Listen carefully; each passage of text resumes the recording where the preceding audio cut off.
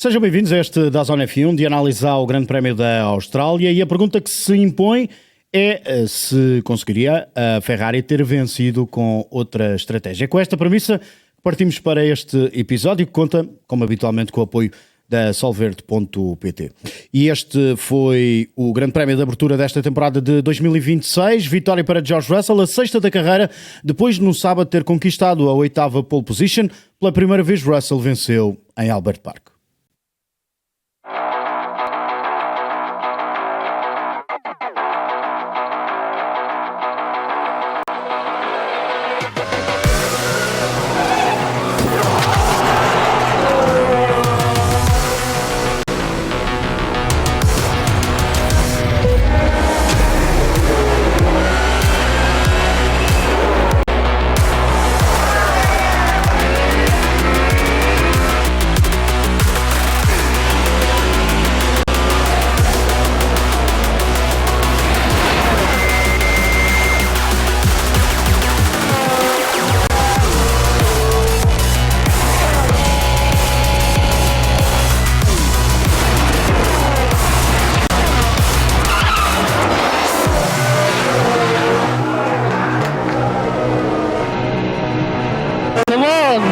Broken everything.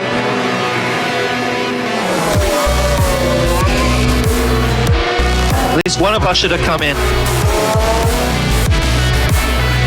My tires are still okay, did not pop to me at the same time.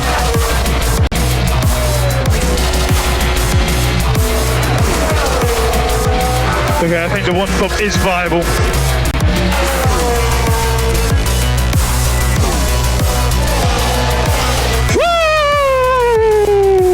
Very nice, very nice. I like this car, I like this engine.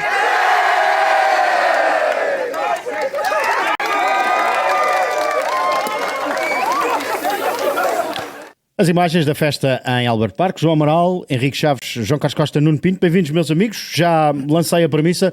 Teria ou não a Ferrari conseguido vencer com outra estratégia? Mas antes disso, Nuno, aproveitando a tua presença e uma vez mais, muito obrigado porque fazes este esforço de estar connosco. Como é que viste este Grande Prémio? Satisfez-te a cerca de 150 ultrapassagens? Não. Bom dia para mim, não é? Eu acho que foi o pior Grande Prémio que eu vi na minha vida. Eu peço desculpa por estar tão pessimista, e sei que nós temos também um papel de, se calhar, de ser um bocadinho mais construtivos e relembrar que isto é a primeira corrida de novos regulamentos, coisa e tal. Eu já não me lembro da primeira corrida de 2014, mas quase certeza também não gostei. Mas acho que nada a este nível.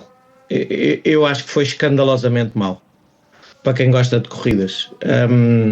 Desde a qualificação até à corrida e sinto-me um bocadinho insultado pela Fórmula 1 a fazer aqueles posts ontem de foi bom, que foram mais ultrapassagens do que no ano anterior. Pá, é mandar-nos areia para os olhos, é chamar-nos estúpidos, basicamente. A quem gosta de corridas. Agora, pode haver quem goste muito desta outra parte, da tecnologia, de ver carros a perder velocidade em reta, de ver pilotos que não podem atacar as curvas rápidas, de ver... houve um amigo meu que ontem definiu muito bem, eu acho que vou usar, de ver umas lutas ioiô, que aquelas ultrapassagens era ioiô, era basicamente isso. Um ultrapassava, sabia que a seguir ia ser ultrapassado, e assim sucessivamente. Pá, não gostei mesmo nada. Acho que foi um péssimo espetáculo. Acho que se a Fórmula 1 quer alienar os antigos, não vou chamar verdadeiros, mas os antigos fãs, está a fazer um bom trabalho. E se os novos fãs gostam deste regulamento que quase ninguém consegue explicar durante a corrida e durante o que está a acontecer, estamos no bom caminho. Agora, corridas a sério eu não vi. Por isso não gostei mesmo nada. Dirias que aquilo que mais confusão te faz, não é ver um piloto que vai de acelerador colado no fundo e a velocidade de ponta do monolugar estar a descer em vez de estar a aumentar, ou de manter essa velocidade de ponta, porque entretanto faltou energia, faltou a parte híbrida, faltou energia elétrica? Sim, essa é a parte mais chocante e isso implica com a outra parte que eu digo, que é, eu gosto de ver um campeonato de pilotos em que o melhor piloto ganha a corrida. E isso é óbvio que nem sempre aconteceu porque existe a combinação piloto e carro.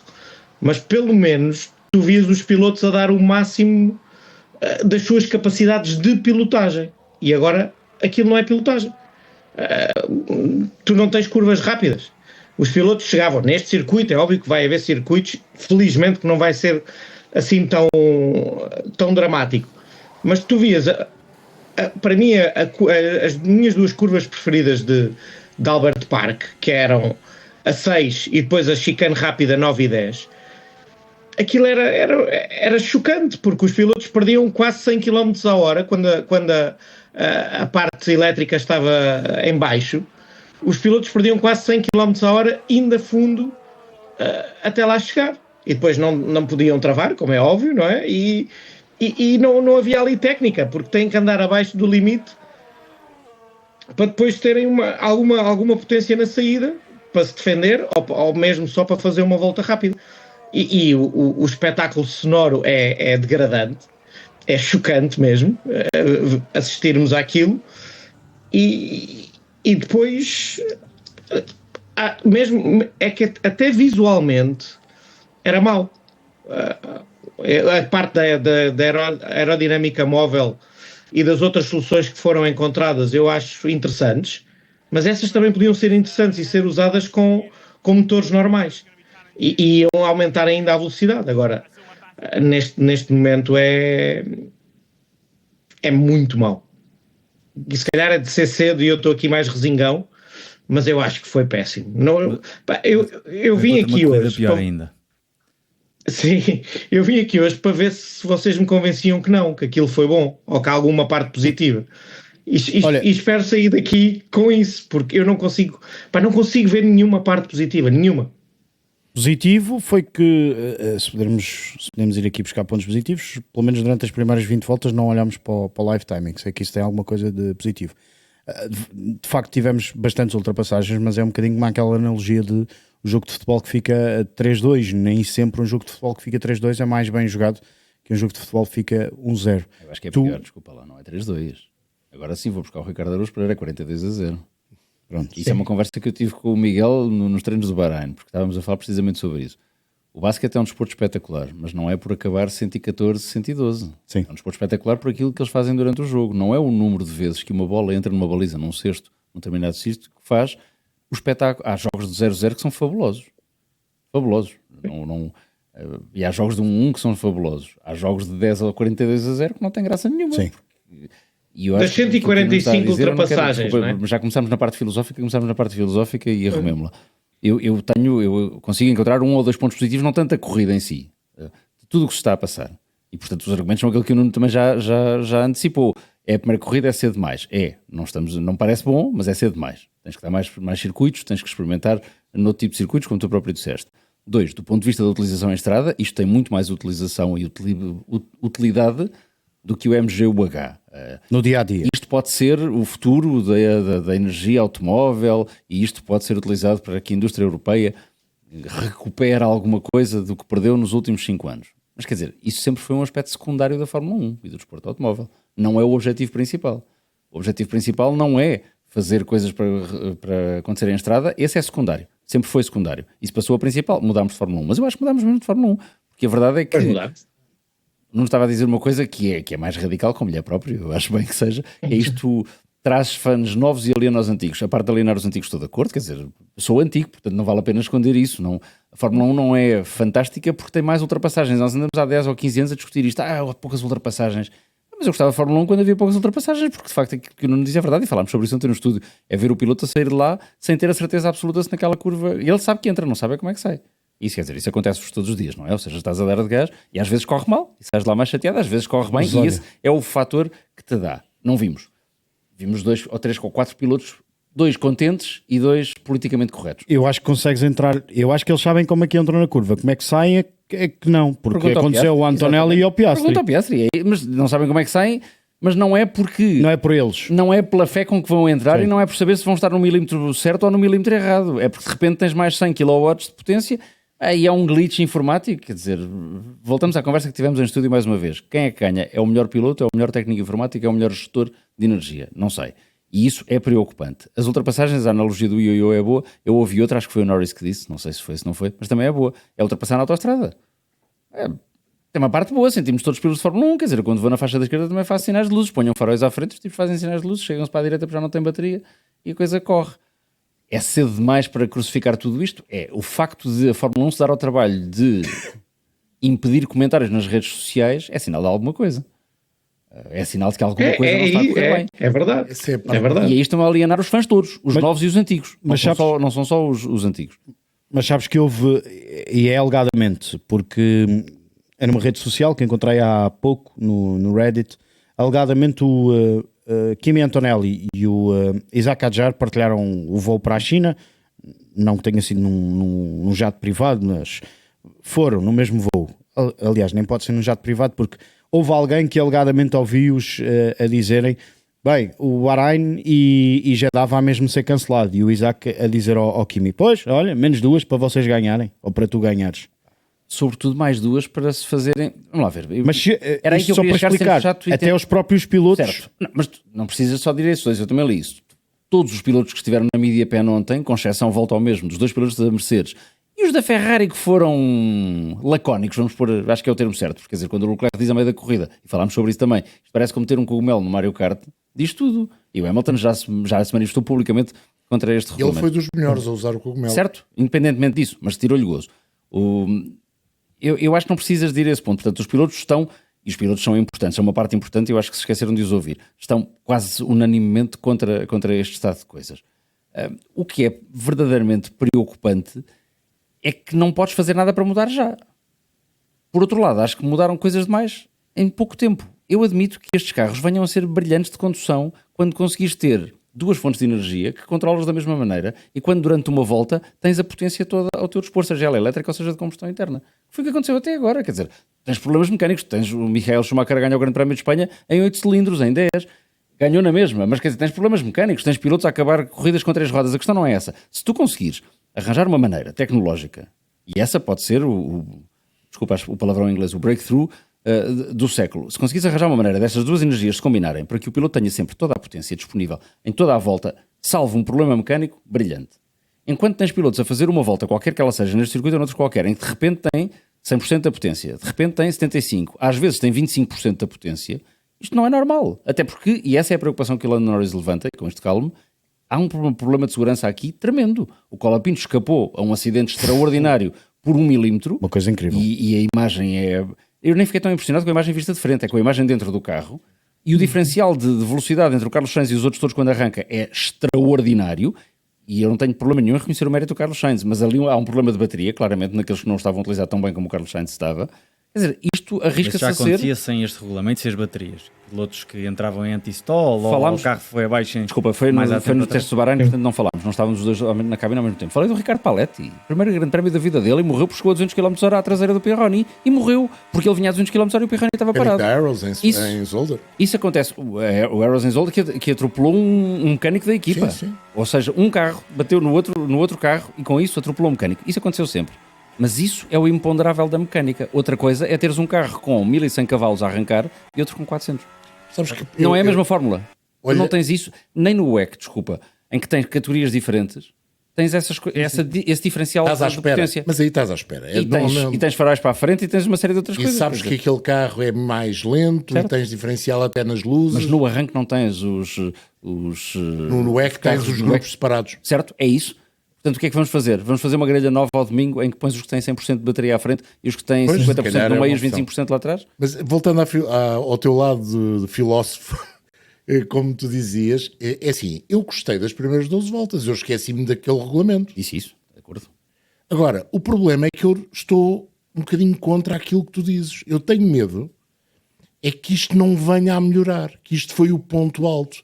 A partir do momento em que toda a gente dominar esta tecnologia, nós vamos ter aquilo que tivemos na fase final da prova. E o que tivemos na fase final da prova foi o pior de 2 mundos. A não competitividade que tiveste nas primeiras voltas e aquela maneira estranha de levantar pé e de fazer colheita e de entrega que, em termos de espetáculo, não deu absolutamente nada. A partir do momento em que os dois Mercedes se sentiram confortáveis na frente, passamos a ter o Grande Prémio com toda a gente dominar esta tática, esta regra, este modo operandi, não é? Que é toda a gente a fazer o mesmo. E foi o que aconteceu. Tivestes 12 voltas extraordinárias, sobretudo porque havia batalha pela primeira posição. E nós esquecemos que o carro levantava ao Mas pé era do outro artificial. passado. Podemos dizer, mas aquilo era tudo artificial. Era. Mas mesmo assim, o Leclerc soube usar, por exemplo, as baterias de uma forma diferente nas curvas mais lentas para depois ter potência na curva mais rápida. Conseguiu uma vez conter o Russell quando mais ninguém conseguiu fazê-lo. Levou o Russell a cometer aquele erro na curva número 1. Houve uma ou outra situação de corrida. Mas depois, quando entramos numa estabilidade normal, foi muito mau. Essa é a parte menos boa deste regulamento. E eu temo que a partir daqui, com a normalização do modus operandi, o que venhamos a ter não é o início da corrida, mas sim o fim. Tu há instantes dizias, Henrique, quando o Nuno estava a falar, que ainda encontravas uma corrida pior. Se para 2021, estava na brincadeira. Está bem. Não, pensei que encontravas uma corrida pior. Ou seja, ainda conseguias ir mais além do que Esse o foi Nuno... um fim de semana pior. Sim, Exato. Sim, esse então fica para os anais da história da Fórmula 1. Deixa-me só acrescentar uma coisa. A mim chocou muito mais os treinos. Eu adoro a qualificação. Esta qualificação para mim foi um espetáculo zero. Com 6 décimos. Não tem a ver concorrência. sequer com Não é isso. tempo. Se aquele carro tivesse deixado o outro a 4 segundos, mas eu tivesse visto o carro a andar no máximo, contem comigo. Queres um exemplo? Mónaco 88. A pole do Senna. Alguém se lembra que a diferença Pole do da Senna para Senna. o Prost foi de 1,3 Quer dizer, lembra porque tinha o mesmo carro. repetidamente. Mas aquilo que tu gostas de lembrar é da volta do Senna, não há imagens, infelizmente. Mas pronto. Porque ele tirou tudo o que tinha naquele Suzuka carro e mais depois alguma também, coisa. é a A mesma diferença dele coisa. para o último classificado naquele grande prémio, na altura eram só 24 em Mónaco, acho eu, há de ser alguns 5 segundos ou 6. Mas quer dizer, isso é irrelevante. Porque à E ninguém frente se lembra estava um disso. tipo que fez uma coisa sobre-humana.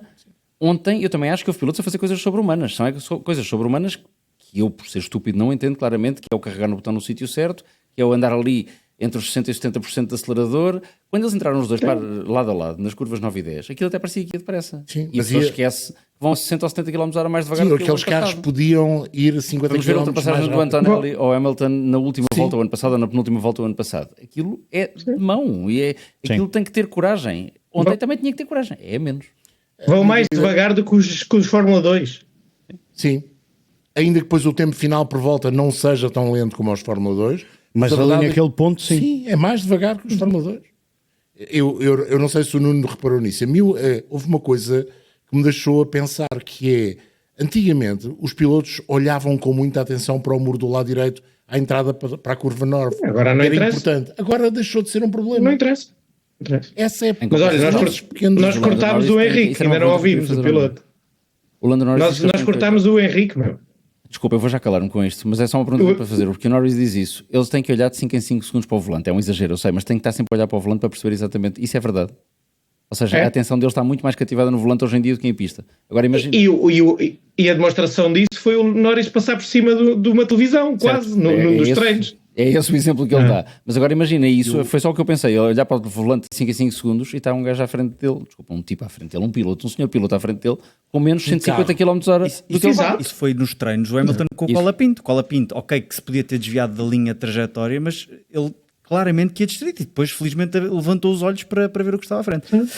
A minha opinião em relação à corrida, eu tenho a opinião do João e a tua também. Os primeiros 20 minutos ou as primeiras 20 voltas, eu não preciso de olhar para o live timing, estava entusiasmado com aquilo. Obviamente, como piloto, é contra a natura, eu tenho o pedal a fundo e não continuo a aumentar de velocidade, mas se calhar vou tomar aqui a perspectiva isto vai ser assim, eu não posso chegar lá e dizer, olha, mudem isto, ponham lá os V10 ou os V8 ou aquilo que quer que seja, vamos ter corridas como deve ser.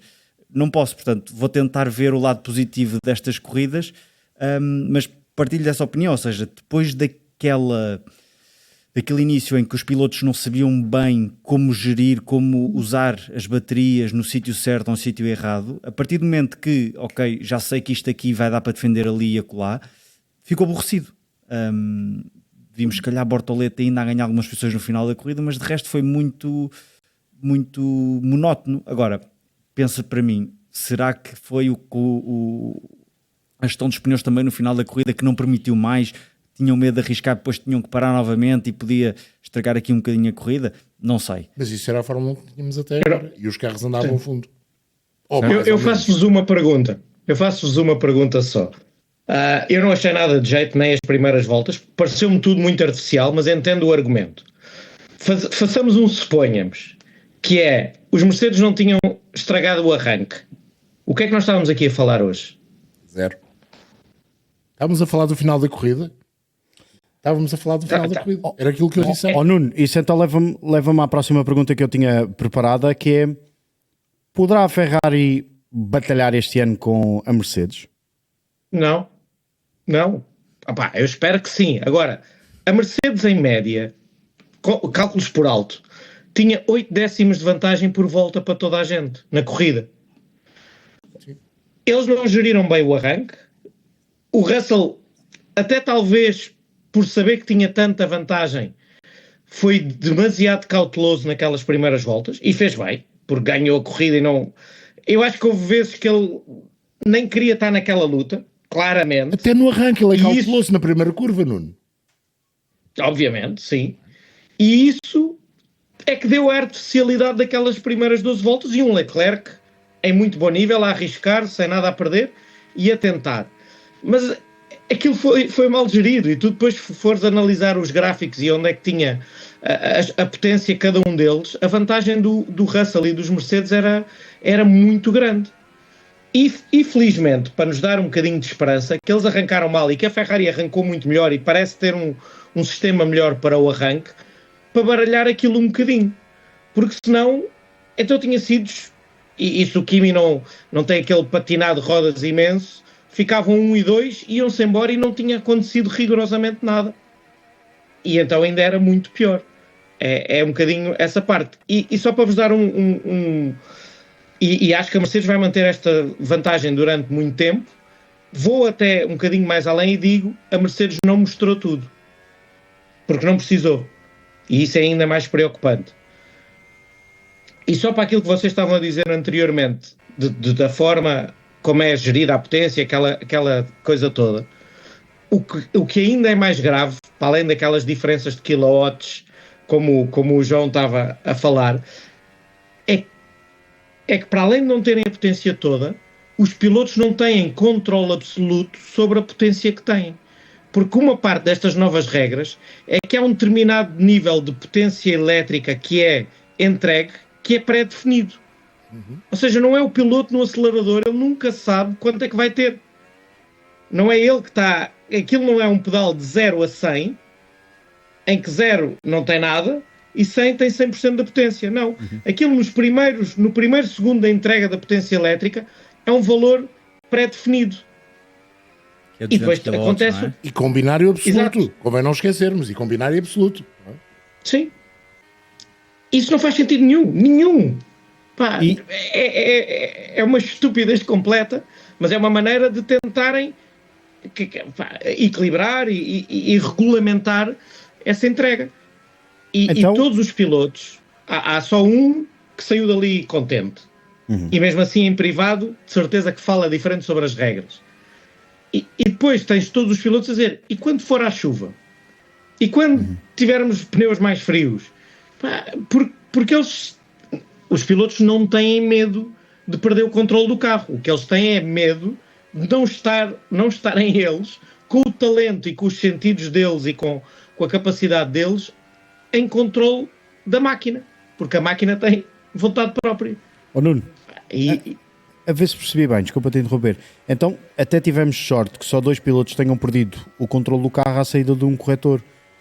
O Antonelli e o Oscar Piastri, porque há aquela descarga gigantesca de potência, ou aquela entrega gigantesca de potência que os faz perder os carros. Tivemos sorte. A entrega gigantesca de potência não é o problema, porque nós já tivemos motores turbo com 1500 cavalos e que tinham um turbo lag, que tinham um delay na entrega de potência, e só que eram os pilotos que a controlavam no pedal e sabiam o que é que iam ter.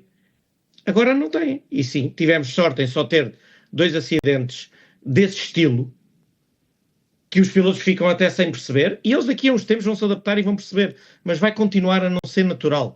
E isso é que é grave. E na parte dos arranques, eu concordo com o Henrique, como diz, pá, antigamente havia quem deixava o carro ir abaixo e tal, mas voltava a ser, era às vezes uma falha do piloto que criava isso. E acontecia poucas vezes.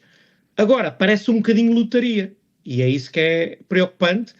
E mais do que os arranques, que mesmo assim é muito perigoso, e se o Colapinto tem acertado no Lawson, da maneira que era, peças iam voar para dentro do pit lane, que é uma coisa que para mim é sempre assustadora, ou para a bancada, mas eu concordo muito com o que o Norris diz, é que pode acontecer isto numa zona rápida, antes das curvas, em que um piloto é surpreendido pelo outro, e vão-se tocar a mais de 200 a hora, e vão voar. É desnecessário. Vão fazer de catapulta.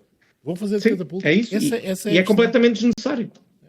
Mas há outra coisa que eu também me parece estranho, e isso tem a ver com a forma como e o Henrique e o Nuno têm essa experiência que nós não temos, que é, na ultrapassagem, começa a ser, ou é menos importante nesta altura, a ultrapassagem pura e dura, o ir à procura do ponto de travagem mais agressivo, o perceber que se vai sair de uma maneira e tentar emendar essa situação, a história, por exemplo, da tesoura, que deixa de ter aqui alguma importância, porque a perspectiva agora é, quando tu vais ultrapassar, tens de pensar na bateria que vais manter para defender do contra-ataque. Isso também é contra a natura. Verdade, depois deu aquele espetáculo que deu nas primeiras voltas, e nós esquecemos isto. Mas a partir do momento em que toda a gente dominar esta arte, e não tenham dúvidas que aqueles 22 rapazes ao terceiro grande prémio, para não dizer já de seguida, vão dominar essa arte, passa a não haver ultrapassagens. João, mas não são os 22 rapazes. Desculpa? Quem vai dominar, quem vai ter um papel maior em dominar esse, não são os 22 rapazes. Sim, não, são os engenheiros dos 22 rapazes. Sim, verdade. E isso é triste. O hardware e o software vai ajudar toda a gente a entrar numa normalidade. Então, há uma batalha que pode ser aquilo que define o grande prémio de uma forma diferente. É o Gasly com o Ocon.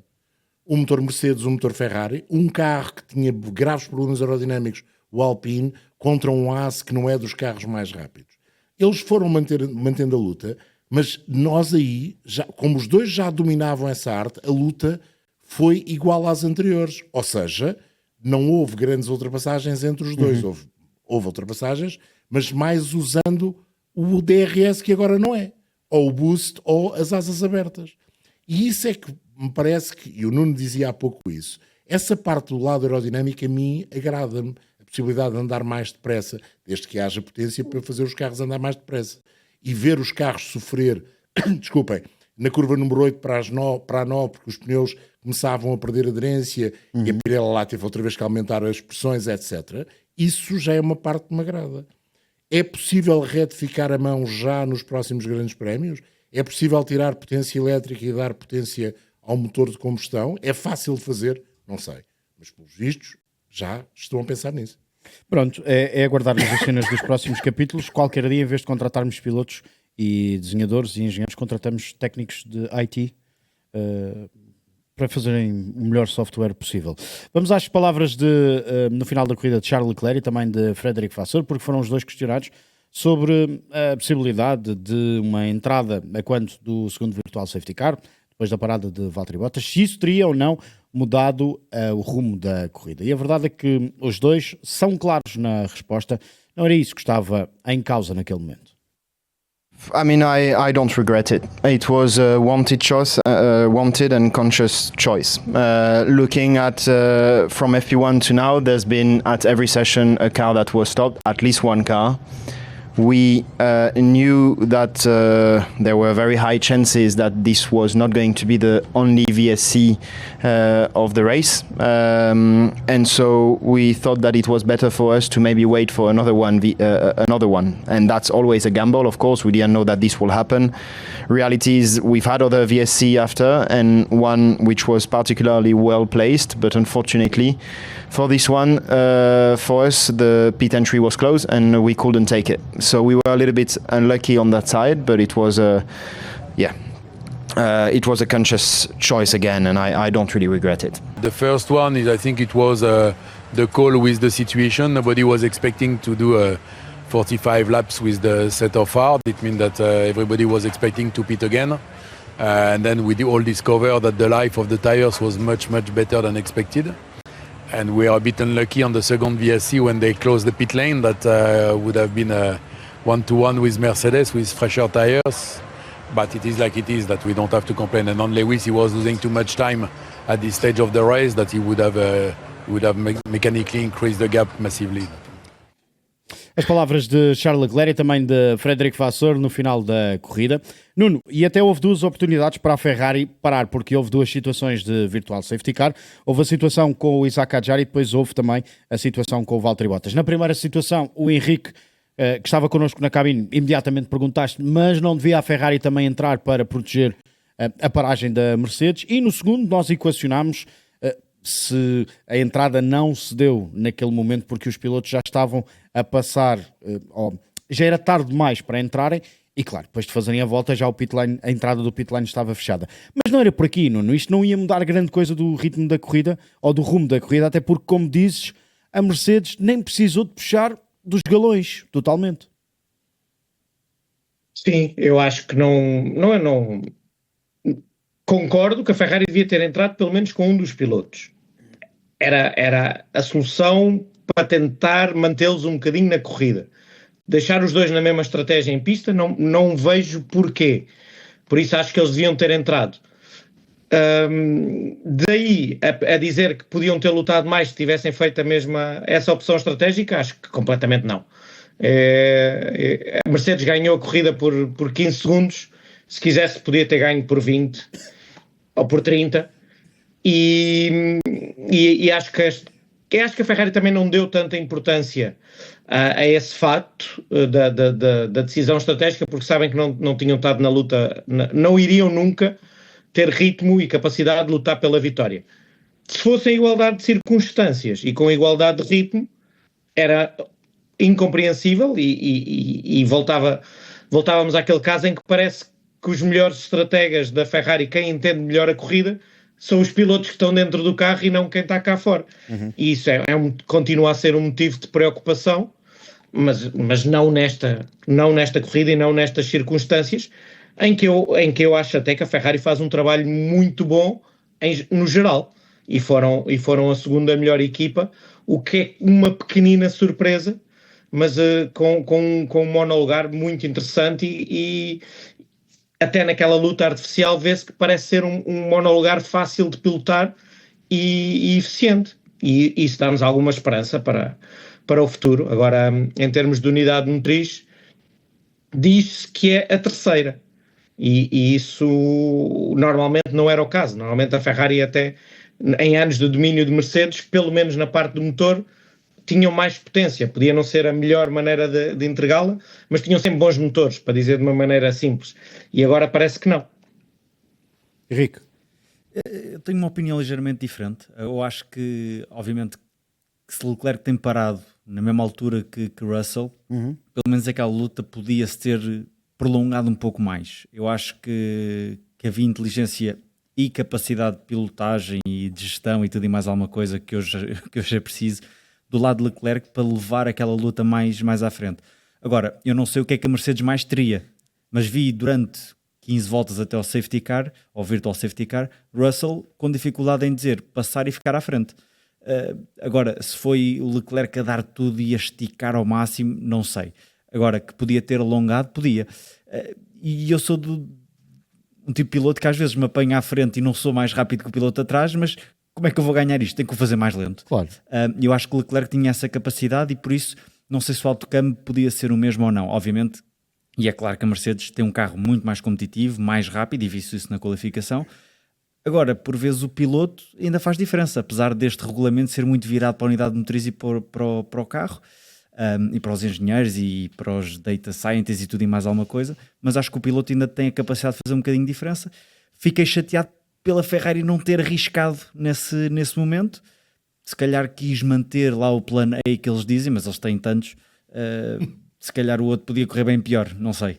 Mas pronto, temos mais um episódio no próximo fim de semana. E agora, João, foram demasiado calculistas. Em relação à opção de não terem entrado nas boxes, eu acho que eles apostaram numa coisa que não se verificou. Ou seja, estamos de acordo, eu acho que falharam, visto o resultado, deviam ter dividido a estratégia. O Hamilton pergunta isso logo quando os Mercedes param, e bem. Acho, ao contrário do Henrique, que eles não teriam ganho a corrida, acho que eles teriam ganho 10 segundos. Ou seja, como dizes e bem também, acho que tínhamos prolongado aquela luta mais voltas, o que era bom para todos. Acho que no fim do dia a Mercedes tinha ritmo suficiente para dar e vender. Mas 10 segundos e manter a liderança? Mais cedo ou mais tarde aquilo aconteceria. Ou seja, acho que a decalagem é de facto tão grande como era em 2014 e isso dá-lhes uma, não quer dizer ganhar as corridas todas, mas dá-lhes uma vantagem suficientemente confortável para ganhar a corrida. Acho que a Ferrari errou desse ponto de vista, mas errou porque achou que ia haver muitos safety car e muitos safety car virtuais. Ou seja, o primeiro do Adjar tão cedo e pelo motivo que leva o safety car virtual a entrar em funcionamento, que é um motor a acabar, eles apostaram. Já tinha havido o caso do Hülkenberg, portanto, havia a ideia certo. Que esta podia ser uma corrida de fiabilidade. Ou seja, não, havia a ideia, já não era uma ideia. O Nuno falou nisso. Exato. No Race Já não Day era uma ideia, o já Nuno era disse uma logo. E havia certeza. a questão Aston Martin. Os Aston Martin vão acabar nas boxes ou vão acabar na pista? Vão trazer safety João, car ou não? Não precisamos de fazer name dropping das equipas. Não. Ia haver seguramente muitos carros a desistir. Tiveram azar. No caso do Bottas, eles teriam acertado em cheio se não é o facto de ele ter desistido onde desistiu. Mas mal o carro parou, a primeira coisa que perguntámos na cabine é: vão fechar as vias das boxes ou não? E fecharam. Sim. E portanto, perguntaste. desse ponto de vista, têm azar. Não foi instantâneo. O fechar. Não, certo. Não. E eu tenho a dúvida se eles tiveram uma janela de oportunidade para parar ou não. Também não me faço recordo. ideia. Sei que eles tiveram, ou seja, eles fizeram uma aposta e falharam a aposta. Não, ninguém merece ser crucificado por isso. Temos isso no fim da corrida. Agora que falharam e que deviam ter dividido a estratégia, deviam. Se tinham ganho a corrida, eu continuo a achar que não, mas isso é uma questão, é um se, nunca vamos saber, não é? Deixa-me só voltar ao Ferrari. O Nuno dizia que o Ferrari pode ser o terceiro motor. Eu aí não tenho a certeza. Mas o Nuno tem mais Ninguém certeza tem. que eu. O segundo Sim. seria, obviamente, o Red Bull. Agora, a minha dúvida é outra. A Ferrari é mais competitiva em corrida do que em qualificação. A Ferrari tem, no hardware, software da utilização destas novas unidades motrizes, alguma sapiência que, se calhar, a Red Bull com os Ford Powertrain ou a Audi com o seu motor ainda não têm. E isso é capaz de ter feito a diferença. Basta pensar que os outros ficaram a 50 segundos. Portanto, o McLaren também tem um motor Mercedes, mas pelos vistos tem um hardware diferente e tem uma caixa diferente, como o Red Bull do Max, que vem lá atrás, verdade, e que recupera. Há outra coisa que eu isso não sei, e se calhar o Nuno pode nos ajudar, que é, estas regras são mais difíceis de gerir com o depósito mais leve. Eu fiquei com a ideia que os pilotos entravam numa maior normalidade, não só porque a corrida se foi estendendo em termos de pelotão, como parece que com o depósito cheio, esta capacidade de haver as tais ultrapassagens em ioiô fica facilitada. Tiveste essa ideia, Nuno? Não sei, João. Não sei. Sinceramente, ainda é cedo para saber isso. E não me parece, em teoria, não me parece que isso possa ser um fator, mas é uma daquelas coisas que estamos todos a aprender. Por isso, estou como tu. Agora, que é, não sei, tenho que ver e nós estamos num estado em que isso não foi falado, não foi fator. E por isso não aprendemos muito nesse aspecto. Agora, isto que nós estamos todos a dizer é baseado só nesta corrida. Falta-nos mais amostra para podermos entender até essa parte da competitividade das unidades motrizes. E eu dá-me ideia, aquilo que tu disseste, que a Ferrari pareceu ter uma gestão melhor em corrida, pareceu neste grande prémio. E não sei até que ponto a Mercedes também não trabalhou de uma maneira mais à defensiva. E por isso pareceu tão bom a Ferrari, ou que a diferença em corrida foi menor do que foi na qualificação. Acho que podemos entrar um bocadinho por aí. E isto tudo baseado no que vimos no Bahrein e no que vimos aqui. Falta uma amostra muito maior. E houve outra situação no grupo de frente, a partir da volta 12, quando os Mercedes param, começámos a entrar no ritmo de corrida de 22, 23, que não se alterou mais. Parece que houve ali uma... Verdade que deixou de haver a luta na frente, as primeiras voltas foram muito lentas, apesar de todo aquele espetáculo, mas as voltas em si foram muito lentas, tempos de 26, 27, é lento, mesmo com o depósito cheio, mas a partir dessa altura, quando os Mercedes ficaram mais tranquilos, a diferença de andamento foi sempre a mesma, ou seja, não houve um baixar do ritmo que era normal.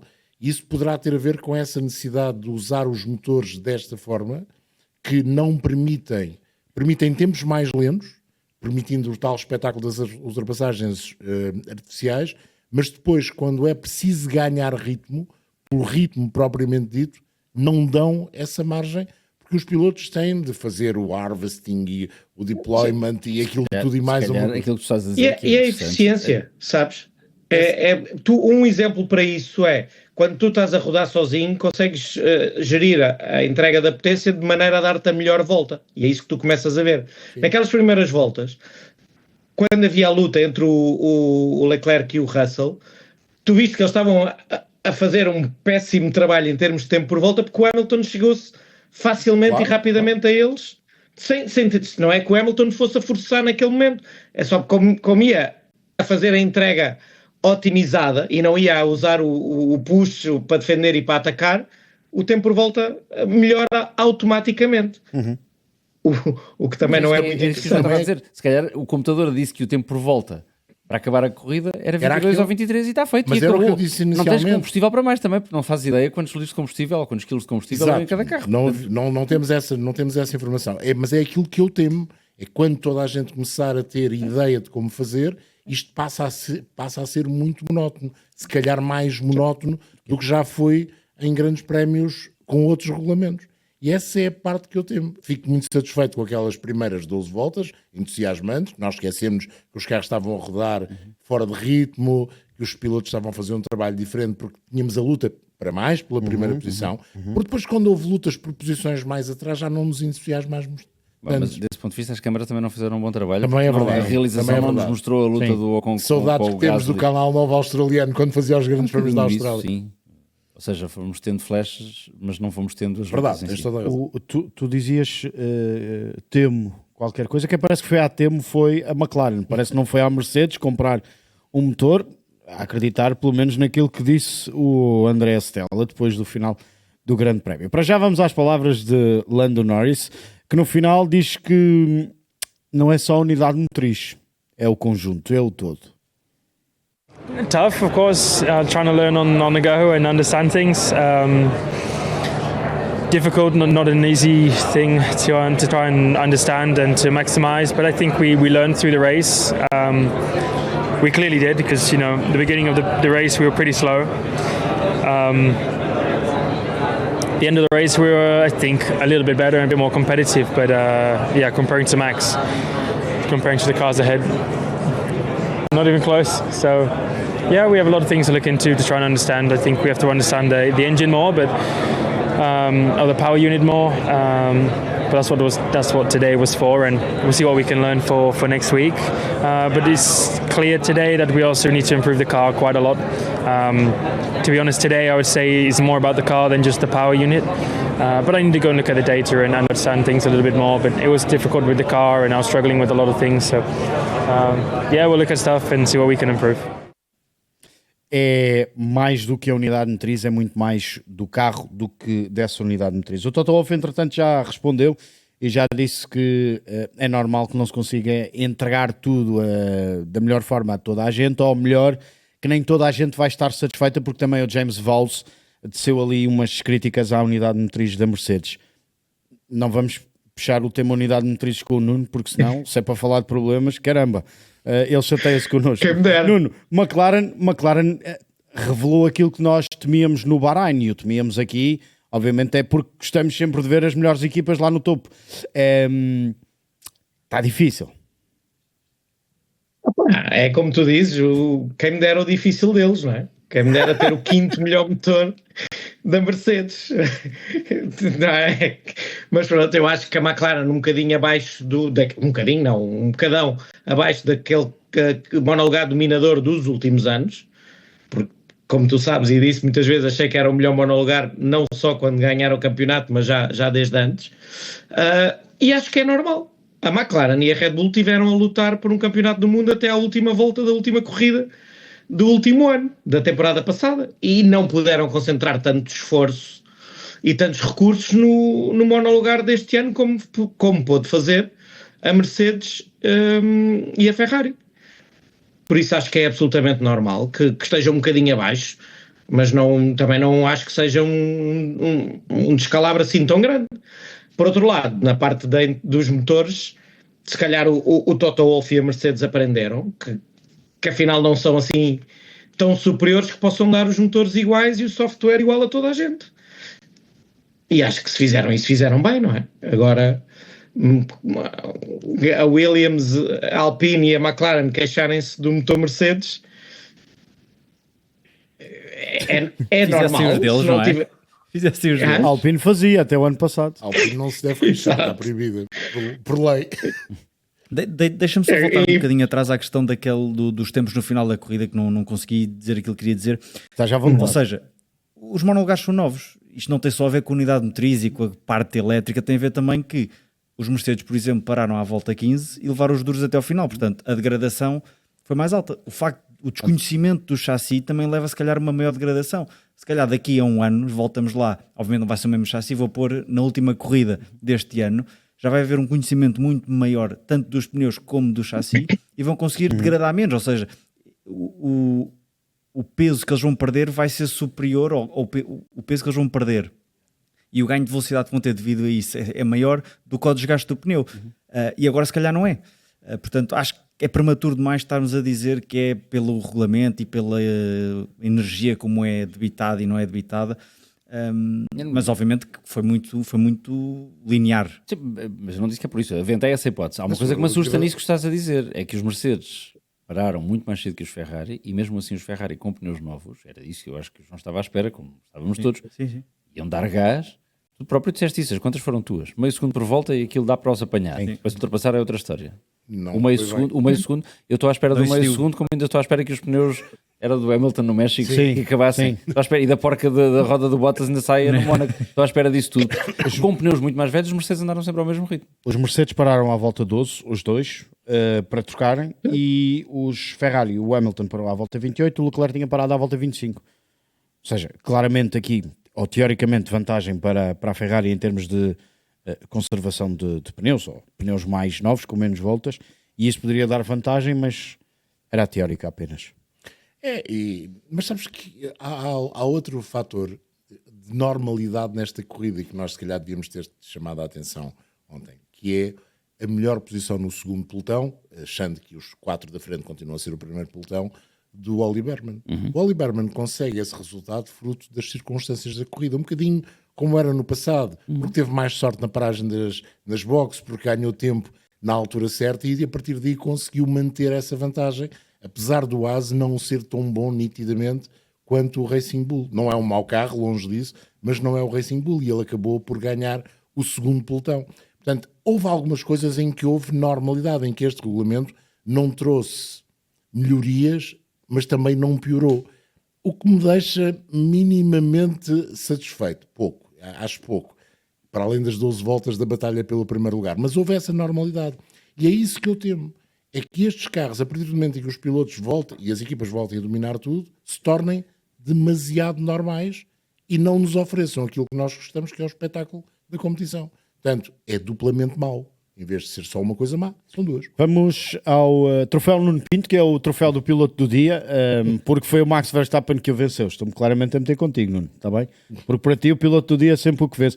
Já agora, quem é que davas o troféu de piloto do dia? Ao Max, que ganhou 14 lugares, ou ao George Russell? Ao Russell. Continuo na mesma. Isso aí, a menos que seja uma coisa de que um piloto ganha porque o outro desistiu na última volta, por um problema mecânico ou por qualquer coisa, eu apesar de não gostar da forma, o Russell fez o que tinha a fazer. Fez a pole no sábado, não fez erro nenhum durante o fim de semana todo e ganhou a corrida a andar o mais devagar possível, que era preciso. Por isso acho que é o piloto do dia. Agora, a grande corrida do Max, que foi mandado para a escapatória sem culpa nenhuma também. Mas aí talvez um bocadinho mais um problema mecânico que pode não estar exclusivamente relacionado com esta treta de unidades motrizes que temos, e depois faz uma grande corrida. Agora, visto o Max contente, isso é que é preocupante. Um piloto que faz a corrida que ele faz e ganha 14 posições, devia estar contente. E ele chegou ao final e disse: pior monolugar que alguma vez pilotei, em termos gerais, e as ultrapassagens foram falsas. Eu passava malta que ia 2 segundos mais lenta que eu, não lhe deu gozo nenhum. E acho que isso foi extensível pelo resto da grelha. À exceção do Russell, e se calhar do Antonelli e do Toto Wolff. Por isso é isso que é preocupante. Agora, piloto do dia na mesma, o Russell. Nós, este ano, vamos ter pelo menos uma oportunidade de ver o Max Verstappen contente. É no fim de semana de 16 e 17 de maio. Não é só esse. Calma. E 21 de março já vai estar contente. Espera aí. 16 e 17 de maio, porque vai correr as 24 horas no Nürburgring, e digo que vamos poder ver o Max Verstappen contente, porque vamos transmitir essas 24 horas. João Carlos Costa pediu tanto que nós vamos lhe fazer o favor, porque tens saudades de fazer 24 horas de corrida. Tenho. Mas não vais fazer as 24. Gosto mais, assim, eu não sou um grande fã do nosso live, tenho de admitir, gosto mais das 24 horas naquela pista maior. Eu sei. Mas é um evento. As 24 horas no Nürburgring nós temos de o ver como um evento. Já foi mais, agora já há mais carros todos iguais, mas houve um período em que havia tudo, corria-se com qualquer carro as 24 horas no Nürburgring. Só para as pessoas terem uma ideia. Mas vai como a Fórmula 1 agora. Começou por ser um rally. Por incrível que possa parecer. E aquilo era o que é melhor, não é? Aquilo parece mais um troço do que uma pista, não é? Começou por ser um rally que não era ali, e depois passou a ser ali, sendo uma corrida não de 24 horas, mas vejam só, de 96. Incrível. Feito com 2 pilotos. Outros tempos. Para Nuno já, Pinto acho que ia gostar dessa. Sim, e então se envolver um Audi, o Nuno Pinto de certeza que gosta. Não vamos regenerar, mas vamos a toda a velocidade a ouvir Max Verstappen durante 58 segundos. It was okay. Of course, we also have quite a bit more pace in the midfield, so I just needed to clear that clean, which we did. I learned a lot, of course, also with the battles and how to use the battery and stuff. So that was, I think, quite a positive thing. And then at one point, I was quite by myself, just settling in. And I think, the 2 hard compounds today didn't really work for us. So a lot of degradation, a lot of graining, and that made me then, of course, do a 2-stop. Just on the gap to the top, Mercedes and Ferrari, just quite a big one. What do you kind of reflect on that? How big is that? How tough is that? Yeah, I just grained way too quickly. That's why we had to then pit again for new tyres. But in terms of the gap to Mercedes and Ferrari, it's still there, isn't it? Are you concerned about how big it is at the minute, or do you think it's more circuit-specific? Concerned. I mean, I can be concerned about it, but it's not going to change anything, right? So I'm not concerned about it. We just work as a team to try and close that gap, and step by step, of course, hopefully we can be more competitive. Arrisco-me a dizer, Nuno, que aquilo que correu mesmo mal ao Max Verstappen e que impossibilitou o Max Verstappen estar lá mais na frente e de se ver, se calhar, esse verdadeiro poderio dessa segunda unidade motriz, ou segunda melhor unidade motriz, foi mesmo a classificação e aquele despiste. Sim, acho que não ia ter a mínima possibilidade de lutar pela vitória, mas podia lutar com os Ferrari, e se calhar com o arranque, com aquela situação do arranque, podia ter estado ali também na luta, e isso era bom, na luta inicial, nunca na luta pela vitória. Mas pronto, acho que salvou o fim de semana, depois do problema na qualificação, e pena pelo Adjar, que também estava bem classificado quando teve o seu problema mecânico, ou elétrico, não sei, qualquer coisa, ou de software. Aquele fumo todo parece-me mais um motor combustão, mas nunca sabes, nunca podem ser as baterias que apanham um líquido de qualquer coisa. Tem acontecido no motor. Eu já vi. Em relação ao Max Verstappen, porque ele diz outra coisa interessante, é que arrancou isso, ouve-se no rádio, não foi transcrito, mais uma vez, era preciso estar a ouvir o rádio na altura. Ele chega à grelha com a bateria a 0%. Sim, ele e muitos outros. O Antonelli mais que o Russell até, sim, segundo eles dizem. E isso também é prova de o quão depressa andamos nestes regulamentos. É porque os pilotos que são de facto profissionais em tudo isto e os engenheiros ainda não sabem como é que eles vão de fazer para carregar a bateria e parar na grelha com a bateria todos no mesmo estado. Era uma coisa que igualizaria apesar de tudo. Sim, os Ferrari vão continuar a ser foguetões, mas independentemente disso as baterias deviam estar, e não estavam, e portanto as primeiras voltas também tiveram mais interesse por causa disso. Tinhas carros com muitos estados diferentes de potência elétrica que depois acabaram por... Mas isso é tão mais complicado, não só por uma questão de segurança, porque a partida tende a ser um dos momentos altos em termos de espetáculo. Olha o Lawson. Mas houve espetáculo. A verdade é que houve espetáculo. Mas aqui vai em contra... com aquelas voltas. Aquilo vai um bocadinho em contra aquilo que eu não disse. Eles têm que poder controlar a todo momento quanto da unidade ou da energia elétrica podem debitar. E ali não é o caso. Eles sempre que vão a fundo, pelo menos no início, acho que por regulamento diz, assim que aceleras a fundo, tens que debitar os 200 kW mínimo, pelo menos durante um segundo, e depois aí sim podes começar a regenerar. A gerir. Ou gerir, exatamente. E isso complica tudo. Agora, se as equipas pudessem gerir, acredito que não ias ter estes picos de velocidade a meio da reta e depois o clipping, e depois eventualmente um coasting. A verdade é que há curvas que nem precisavam de fazer coasting, porque aquilo dá para fazer à velocidade que lá chegam com... coasting já é cruising. Cruising, sim. Portanto, eu espero que possam, não sei se há a opção de mudar o regulamento neste aspecto a meio da temporada ou não, mas era algo que as equipas deviam forçar para tal acontecer. Porque... Alegadamente há movimentações para se mudar, alegadamente. E até que seja oficial é alegadamente. Deviam ter feito isso quando as equipas chamaram a atenção. Mas agora também já se diz que os alegados, porque ainda não é oficial também, pelo menos esta hora, os alegados cancelamentos do Bahrein e de Jeddah poderiam ser substituídos também por mais uma sessão de testes. É o que se diz.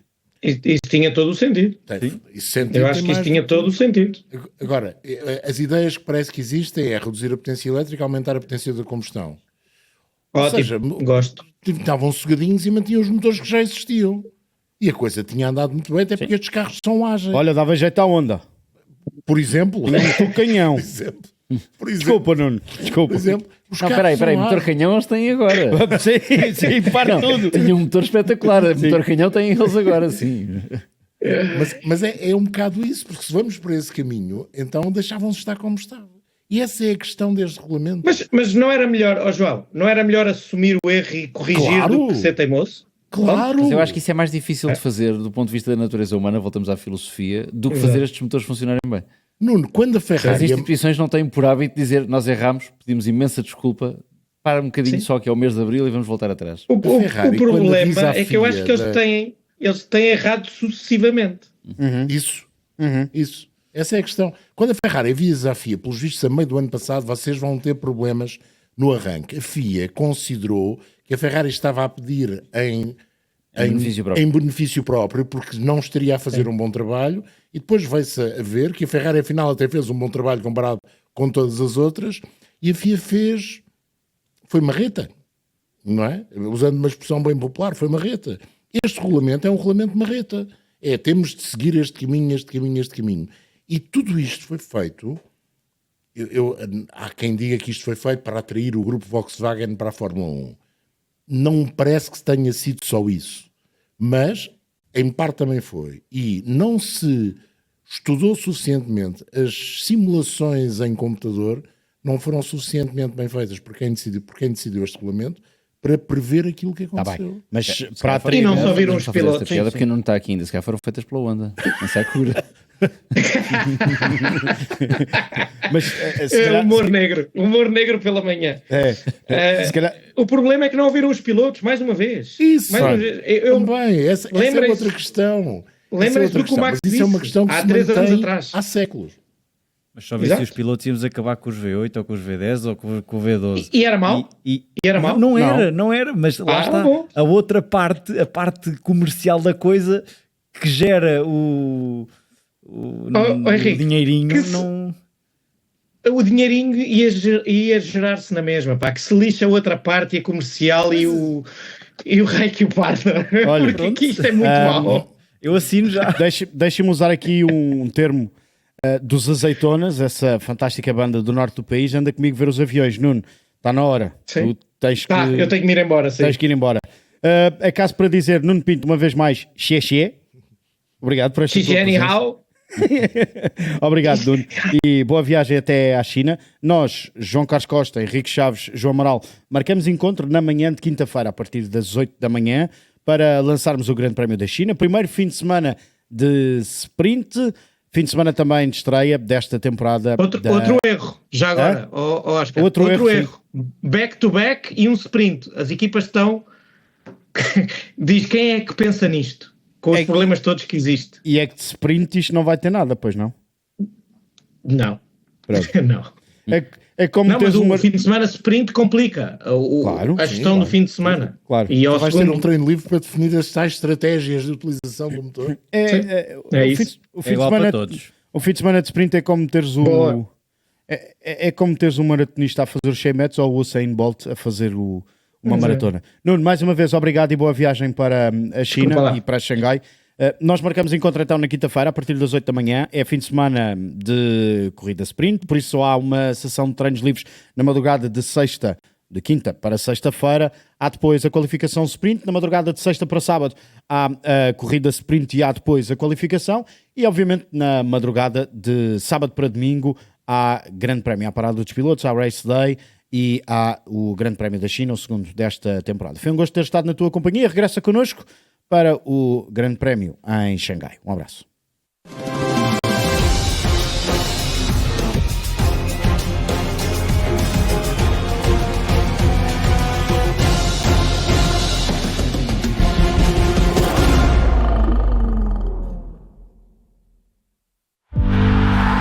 DAZN.